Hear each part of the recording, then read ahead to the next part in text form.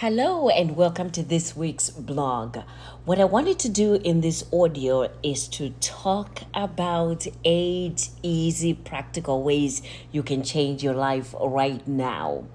Are you one of those people that have been feeling like low energy lately and just a little bit more stressed out and just exhausted, where you just feel your body mentally, physically, spiritually just exhausted?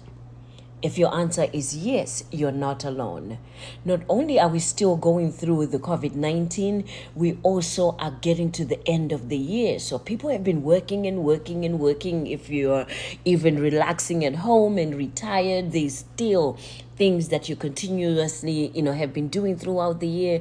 So our bodies are tired, our minds are tired, and many of us want to change our life. You're not alone, because countless and millions of souls around the world are feeling the same way, where it's just a feeling of low energy. So the problem is, when we try to change and we're already feeling low and we already have low energy, it becomes really difficult. Have you ever noticed that? And then when you have other responsibilities that you cannot even change, it becomes even double difficult, because I have people that say, well, I have a family, or I have siblings, or I have people that I'm taking care of, caregiving for my parents, or elderly. I don't even have time to do anything to change my own life. So today I hope I will be talking about some easy practical things. You don't have to do all 8, but at least pick 1 or 2 that can help you regain that energy again as we roll away out of this 2022. Okay, so here's how it works, right? Without getting too deep into in any of the deeper things that I could give you advice to do, what you want to do, let's say for example you want to work out and get into great shape. What I want to suggest to you is you have to start small. So walk around the block 1 time per day, or do just 1 push-up. Yes, just 1 push-up. And you can walk around for like 10 minutes, 5 minutes. As long as you make that consistent and walking, or even, doing the push-ups and being, consistent over time, what happens is, when you do 1 push-up a day or walk around the block just 1 time, and you do it every day, a habit begins to form. So now you'll be doing, and feeling like, what, every Monday, Tuesday, I need to walk at least 10 minutes. And then you do that again next week. And then you do that again the next week. After a week, you increase your walk, to probably twice per day of doing the walk, or doing your push-ups, and do 2 push-ups instead of 1 push-up. So one little step at a time. And if you don't have time, pull back. It's okay not to do it on that day if you're feeling overwhelmed and stressed out, because it's one thing to want to do something that's relaxing, but it's another when you're pushing yourself to do it and you become even more frustrated and more exhausted. So go easy on yourself, and make it just something that is doable. So here's the thing, that wasn't even any of the 8 things that I wanted to share with you. So number 1, wake up 15 minutes early. If you're not a morning person, but you've always wanted to wake up early and cannot seem to get yourself to do it, this one here is perfect for you. Wake up 15 minutes early. Just 15 minutes, that's all. So set your alarm clock to 15 minutes earlier than you wake up, but make sure that you wake up at the time, at the same time every day, to at least create that habit that we talk about. After about a week or 2, adjust it to 15 minutes earlier again, so that you're doing this for at least, consistently. Maybe you might even want to start, getting up 15 minutes earlier for maybe 2 days, right? And then you increase it to 3 days, and then you increase it to 4 days. But then it will give you time, at least extra time. I love it when I do that, to wake up a little earlier, so that I have extra time to, iron, fold my clothes, finish my books, and, just write out some notes or do something. But I feel Like I gain extra in the day when I do that.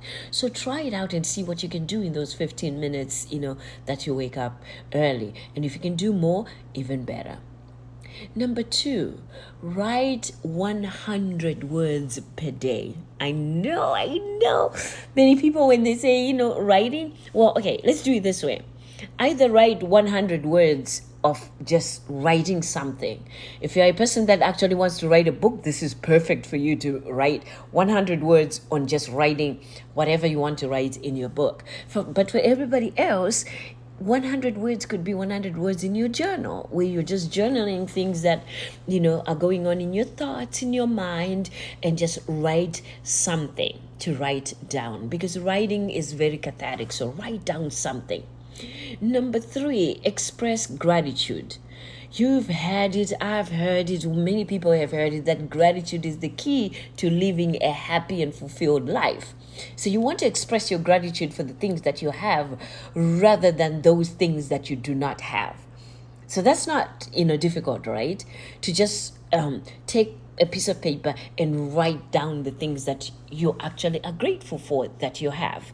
And when you are in that mindset, I'm telling you, you'll be grateful for little things like just being able to listen to this audio and being able to have the ears that are actually, working, because some people cannot hear anymore.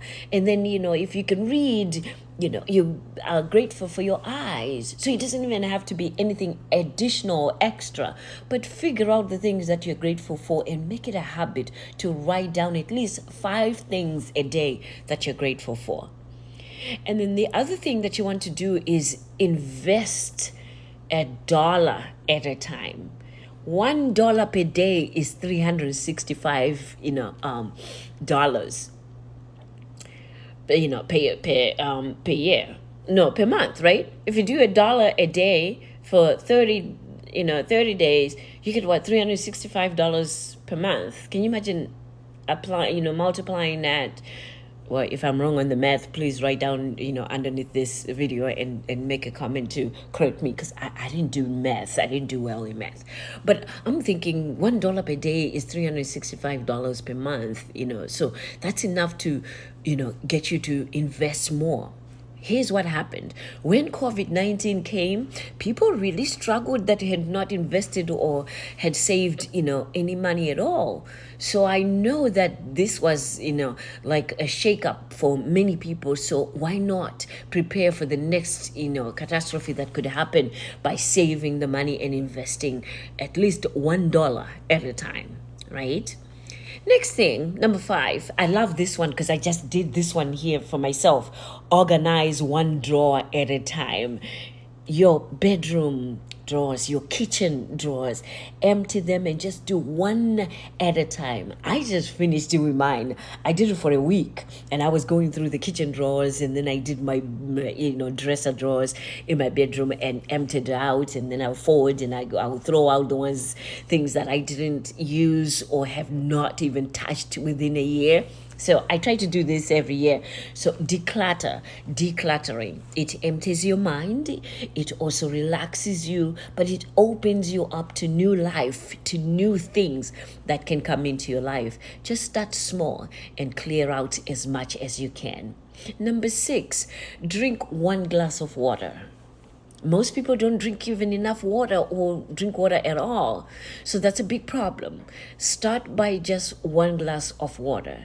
And obviously, if you can drink more than that, I drink bottles of water. So I try to have at least 3 bottles a day. That's my goal. So I put them right at my desk where I'm sitting and doing my work.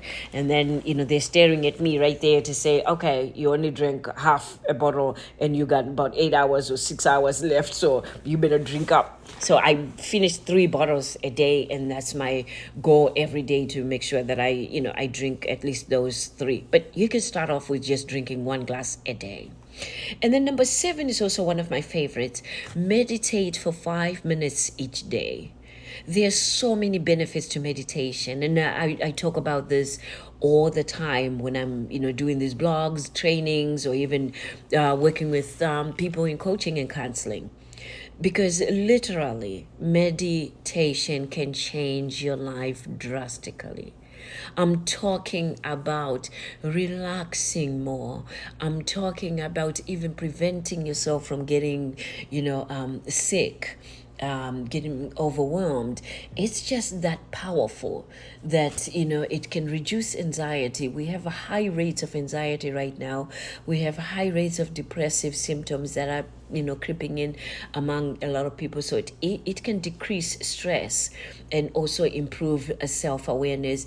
Many people report that they sleep better after they meditate, but then it controls, a lot of exhaustion, mental exhaustion, physical exhaustion. When you meditate, you're relaxing the body. So try even 5 minutes per day of meditation.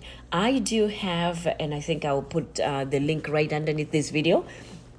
I do have some meditations right here on YouTube that you can listen as well. They are beautiful meditations. I tell you, I use them myself, and please, try at least one or two, because then they take me to the ocean, they take me to the mountains, and they take me to places that, I can't go in this moment when I'm here now, but when I meditate, I feel myself having been there, right? Okay, number 8. Find something to make you laugh, to make you giggle, because laughter is really one of the best medicines for low energy. Laughter, just laughing. What makes you laugh? Is there a person that you can call and just laugh and talk to? Is there a song or songs that you can listen to that make you laugh? Or if you're like me, do you watch comedy? I always go to YouTube and watch some comedy, and I just die laughing and just find myself, watching comedy. And now they even have Christian comedy for church, comedy. That is, excuse me, hilarious. So I'm constantly watching something to make me laugh. So do not forget that laughter is one of the best medicines for low energy. Let me know what you think about these 8. Until then, this is Dr. Stam. Be encouraged.